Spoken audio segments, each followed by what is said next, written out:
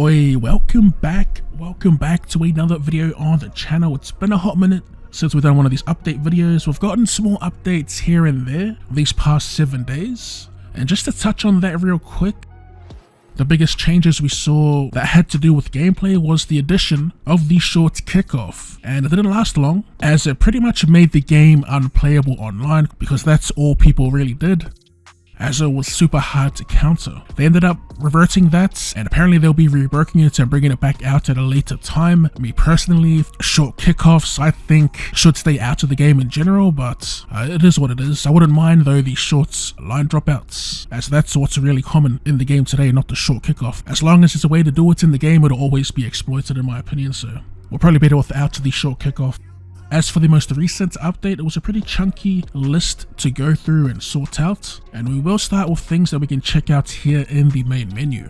First of all, they added a bunch of jerseys into the game for several teams. They added Anzac jerseys, they added heritage kits, alternate kits, the Pacifica uniforms for the Sharks and the Warriors, as well as the Warriors black and white Dear Warrior uniform, and the other one-off, I guess, Broncos Mental Health Awareness, the Black Dog Institute kit, are one of my favorites. I'll show them in the background while we go over some more notes that we won't really look for the changes in game. So in terms of the Academy, they updated Academy player skills, the UI for it, so that's the only changes that came for the Academy. For the competition mode, they added a player stat screen. They also updated custom match types drop kicks, I'm not too sure what that means, updated custom competition logos, and what I've got listed in others, they updated a few achievements and also updated controller audio settings, reduced the downtime between commentary, and improved crowd population logic by member count and fan satisfaction. That sounds cool. And of course, the infamous improved stability. Before we get to the gameplay, we'll check out a few more mode-centric notes, starting with Pro Team. We'll be quick in here. So they've added a buy now in the auction house. Let's see if we can figure out how that works. We just search for a card and we can just buy it straight away instead of bloody bidding for it, I guess. Let's go Sapphire. That's our next challenge coming up, and I don't see the buy now. I'm not too sure how that works or if it's even added in yet. They've also updated the Pro Team player visuals, which I'm assuming is this. This is the new diamond look, looking more purpley pinkish than it was before. It looks way better. Before it just looked like the Sapphire cards but with purple diamonds or whatever it is that's in the background there. They also added new packs as well if you are interested in that. I guess we'll go ahead and rip one with the footy points we have here, just chilling. For those of you that don't have the game yet, footy points is the currency you earn playing the game. They cost a lot more than PTC, that is the microtransaction currency. Well, here we may as well just rip one real quick. 12,675 for this new Rugby League Elite pack. Contains 4 cards, we get 1 pick out of it. Here's your chances for the certain tiers that you could get in here. Also, if you're wondering how I got this many footy points, like I said, you can just play the game. The certain quote-unquote offline modes they have, where you play against the AI, and I've just been playing the ladder leaders, I think it's called, and something else, but I haven't touched it for like a couple days, this Pro Team mode, and I'm a little annoyed because I did mess up my daily login streak, so that sucks. Anyway, who asked? Let's go ahead and open one of these. Purchase with footy points. Rugby League Elites. We have Harry Newman. I do not know who this is. Dan Dubois, Mad, we'll take him of course out of this pack. I like that they're using like action shots, and the design in the back is somewhat different to what we're used to seeing, so that's cool. New themes and whatnot coming to Pro Team. I know people are going to be saying like, who cares about Pro Team and focus on gameplay and whatnot, but there is a niche Pro Team community out there, and it's not like this is just all they're focusing on, you know? They have different teams working on different things at the same time, and that includes gameplay, this career mode, UI, all that stuff. The last thing to check here was in the career mode, they added oh, spoiler alerts. So they added training to career mode. I'm assuming that's in club management, facilities, staff. I'm not seeing it for my current career mode. Squad, oh here it is, training plan. So there's 3 plans it looks like, and it looks like it's separated with the backs and forwards. We go into one. Oh wow, you can just edit this whole week. I'll probably dive into this during our Rabbitohs career mode. But yeah, that's one of the new additions to this particular mode. As well as added star and rookie career transfer requests, added career mode recruitment search filter, added career mode local co-op. I know there's one person out there that was always in the Big Ant comments talking about this particular thing. I know that guy's doing backflips right now, stoked for him. And they've updated the career navigation UI. So for gameplay, we'll read through quickly while they do the introductions here. They've adjusted the field goal charge meter. They've resolved the drop play marker logic. Updated halftime UI with team management. Updated 5/8 and halfback plays. Updated play the ball before dummy half readiness logic. Updated bonus try scoring UI. And updated conversion kick power meter logic.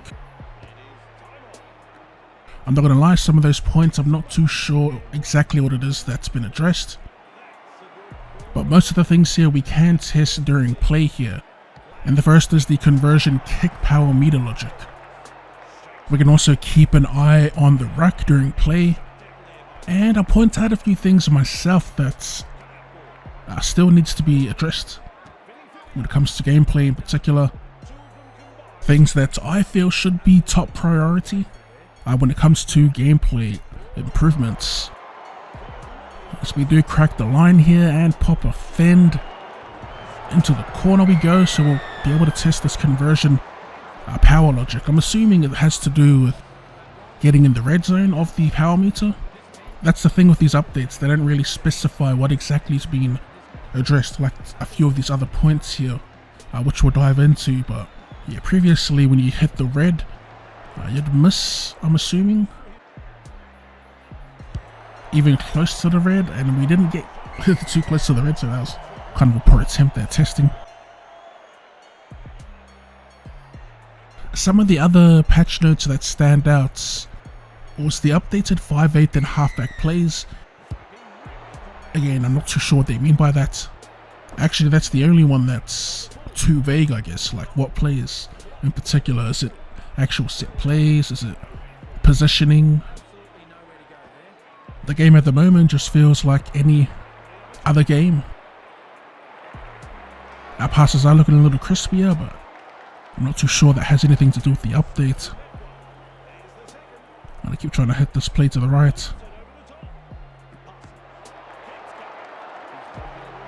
What to look for at the ruck was the play the ball. It says play the ball before the dummy half readiness logic. Play the ball before dummy half readiness. I'm wondering if that's something to do with the slow setups. So we'll let them through only because I wanted to test the kickoff just to see if they fix the issue with the forward passes to the front rowers. I mean, chances are no, and he did throw it into his own player. But yeah, chances are if it ain't on the list, it has not been addressed, and I'm assuming that's been brought up a number of times. Also, if it didn't get addressed yet, chances are again it's coming down the line. I can't imagine an issue like that would stay in the game, as well as the inconsistent scrum setups, which I'll try to set up a scrum. I'm trying to, again, pay attention to the ruck, but I'm not too sure what exactly has changed, because it does feel pretty much the same for the most part. Also, it didn't specify if it was a AI problem or a problem with the user. But we will try and get close to check out that field goal meter to see what's changed with that. Oh, that's nice. And the hammer to streak away. I'll keep that in. So halftime's here, and there's that new halftime team management menu, which will be super helpful. Now we don't have to scramble before the halftime break. I am going to try and kick so they pass forward. Test that out again. We also went to hit the red on the kickoff, and as you saw there, it came off the side of the boots. I'm not too sure if that's what was changed for the conversions. If it was, I'm not sure I like that. Like, if the point is to not make the meter turn red, I actually don't mind that function, I'm not gonna lie. It'll make kicking out wide a little trickier. So they worked on the pocket positioning logic. Ducks out of the way. Oh, we still kicked it into him. The meter did stay up for a fair bit longer. As for kicking it into our own player, that is definitely on me because I literally saw him still standing in front of me. This is the scrum setups, by the way. Look at the bunched players to the left of the Broncos. Eventually the half will run from the left side to the right side. I'm not too sure if that's intentional, but it does look a little weird. The positioning overall during these scrums is a little out of whack, but again, is it supposed to be a scrum move? Are we just not supposed to pass to the right and go left every time we see that particular setup? As Reece Walsh just 360s his way to the try line. You can tell I don't intentionally kick to get a forward pass because I am struggling to get them to throw it forward. Oh, there it is. Finally. We should see the same setup too. And you'll see our playmaker run from the left side of the field and wrap around. Let me know if you reckon this is intentional. We'll actually hit him too. See that? Just weird spacing overall. You know, we can go for a field goal. Another one. You can see he is trying to get into position better. That definitely stays up longer, but maybe I'm not holding it long enough to actually get that power to go. For me, when there wasn't a power meter, I just held it for like a second and a half maybe.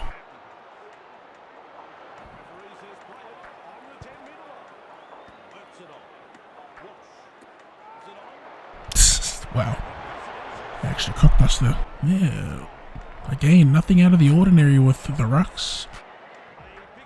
It's been a pretty smooth game for the most part.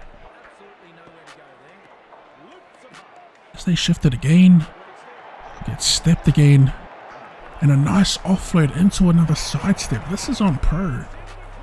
Oh, look at that chase. What a chase.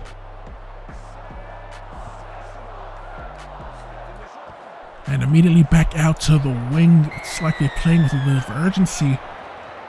That's actually some decent play. I was supposed to talk about changes I want to see with gameplay, but I've been so locked in on these gameplay changes, trying to see if they're noticeable. We don't have much time, so what I want to talk about is this right here. I'm holding down the player and my team is just standing around waiting for me to let go. When they should be getting that defensive line set. That's like the whole purpose of holding someone down, right? Slowing down the ruck.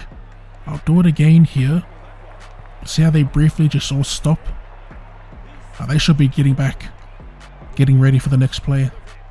I mean, that's the whole risk and reward system, right? For that function, I guess. Hold them down for too long, you get penalized, or outside the 20, you give away a fresh set. That particular issue has been an issue since day dots. It's made holding down pointless, which is massive for single player because the AI tends to get on a roll.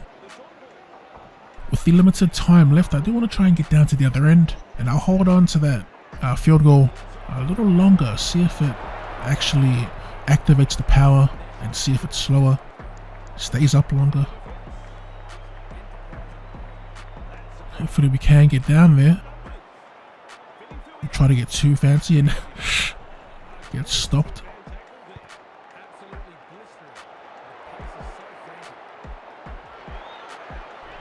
It's now or never, I guess. Last play.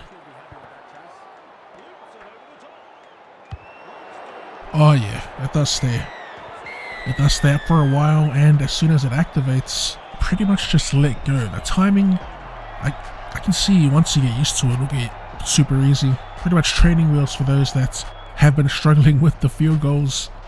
Look, I didn't mind it. I kind of liked how there was no meter and you just had to aim towards the post. I did see a lot of people struggling with the power. I guess having the meter there now to tell you if it's, or if you're putting enough power into it or not, is a good change. I just hope they don't make the game too easy. And I hope they address the online play, because that's still hit or miss for me. In terms of enjoyment, it's just an evasive maneuver-a-thon. People popping 4 fins, 2 sidesteps in a single run, that type of stuff. As for my overall thoughts on this update, it's another step forward. This wasn't labeled as a huge update, but there are plenty of notes. And my hopes is that they do focus a little more on gameplay improvements, because like we saw in this particular gameplay, there's still plenty to do. But yeah, that's going to be it from me. The gameplay is still fun. It's far from unplayable. I've seen the word unplayable being thrown around a lot lately, and that's just straight cap. If you did enjoy the video, be sure to run straight at that like button. And for more Rugby League related content or more content in general, go ahead and drop your boy a cheeky sub. Thanks for tuning in, and I'll see you later.